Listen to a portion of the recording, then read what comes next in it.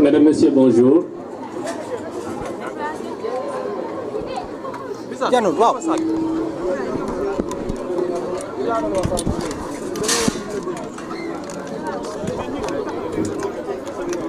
Mesdames, Messieurs, bonjour.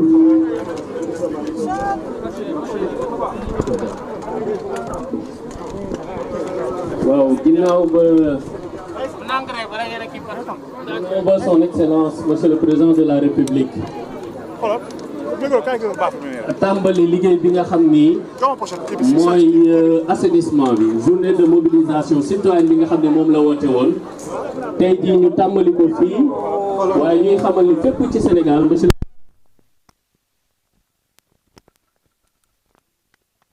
yi nga joxe woon ci conseil des ministres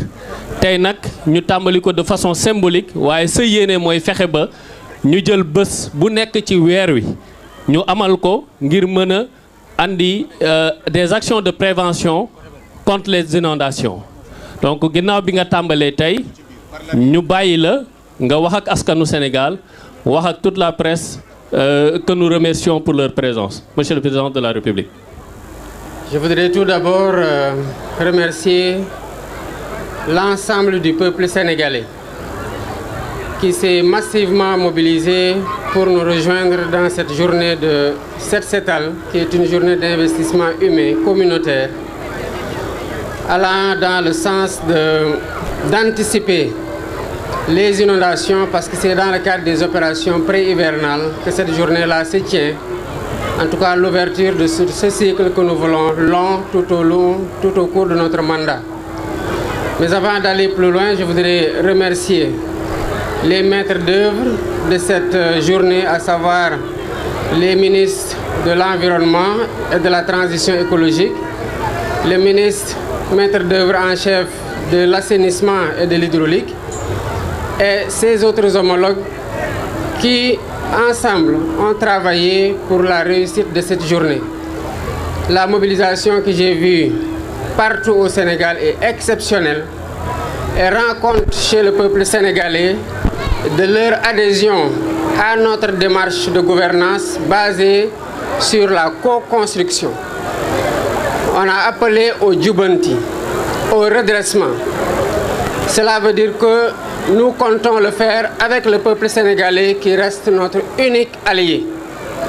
Nous avons décidé récemment de lancer des assises pour demander à travers même un vox populi au peuple de nous dire ce qu'il pense de ce qui les regarde.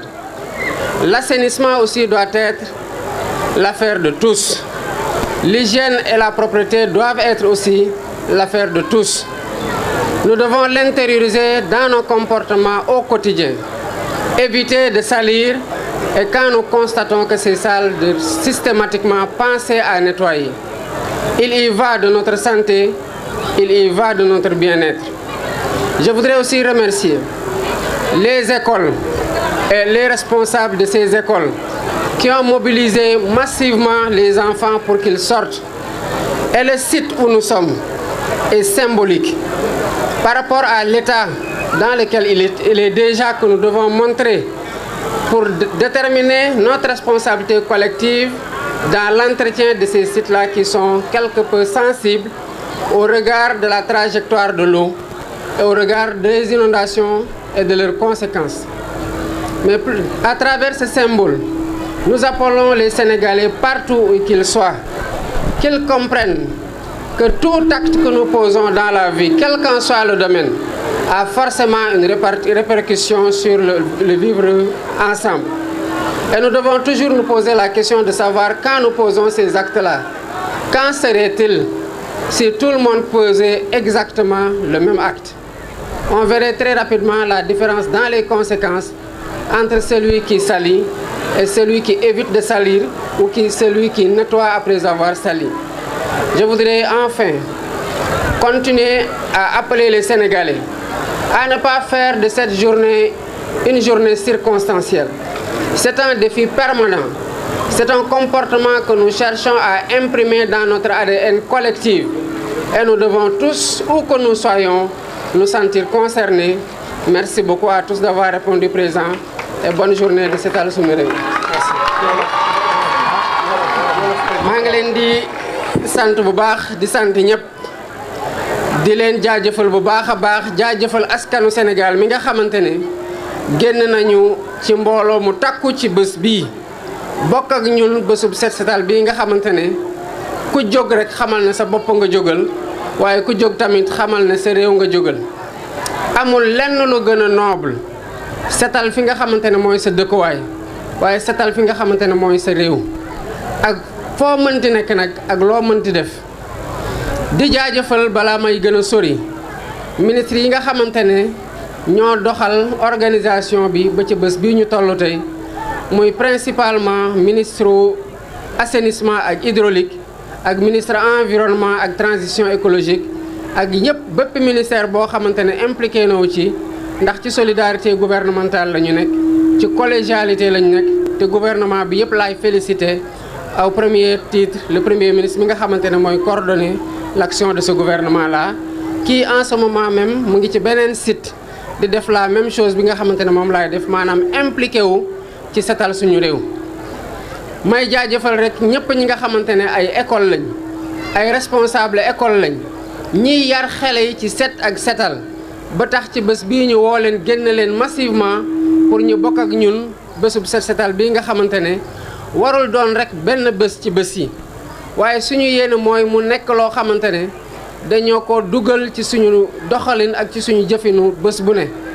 yéene gouvernement bi ak yéene président de la république bii ma doon mooy weer wu nekk ñu am bés bu mel nii ba ñëpp ñi nga xamante ne ay tuut tànk lañu bu ñu màggee xam de Sénégal weer bu nekk ñëpp dañuy jóg ci kër yi ci koñ yi ci communes yi ak fépp ci biir réew mi di setal parce que réew mi bu saltee ñun ñoo ko saltel bu setee ñun ñoo ko setal kon suñu responsabilité ñun ñëpp mooy bañ a saltel waaye suñu responsabilité ñun ñëpp mooy bu saltee ñu setal ba mu set ndax suñu wergu yaram daf ci am loo xamante ne ci loolu lay tukkee ñu mën ko garantir suñu bopp. lii nag défi bi mooy lan mooy naka la ñuy def ba maanaam weer wu ne ñu mën ko amel te loolu laay woo ñëpp. ndax ci jubante lañu woote te jubante bii du doon mbirum gouvernement bi du doon mbirum président de la république day tàmbale ci jubal ba du ñu soxlaa jubanti loo xamante ne jub na ba pare ci suñu comportement au quotidien waaye day tam am solo tamit ci bu ñu dee jubanti bépp sénégalais foo mënti nekk nga xam ne lii jubul yow sa responsabilité la nga jubanti balaa nga ciy xaar benn autorité parce que gouvernement bi mënul nekk fépp waaye lu ñu mën mooy wane yoon wi wax sénégalais yi fii la ñu bëgg a jëm ak yéen di ci diisoo ak yéen saa su ne parce que xam nañu responsabilité bi ñu ci am responsabilité boobu ci yéen la tukkee ndax seen responsabilité ngeen jël jébal ñu ko te moom la ñuy doxal te gëm nañu ne doo leen ñu jiital ba pare deltu gannaaw di ñu seetaan waaye di ngeen ci jàpp bu baax a baax ndax ñoo bokk Sénégal ñoo bokk lépp asalaamaaleykum wa rahmatullah. Merci.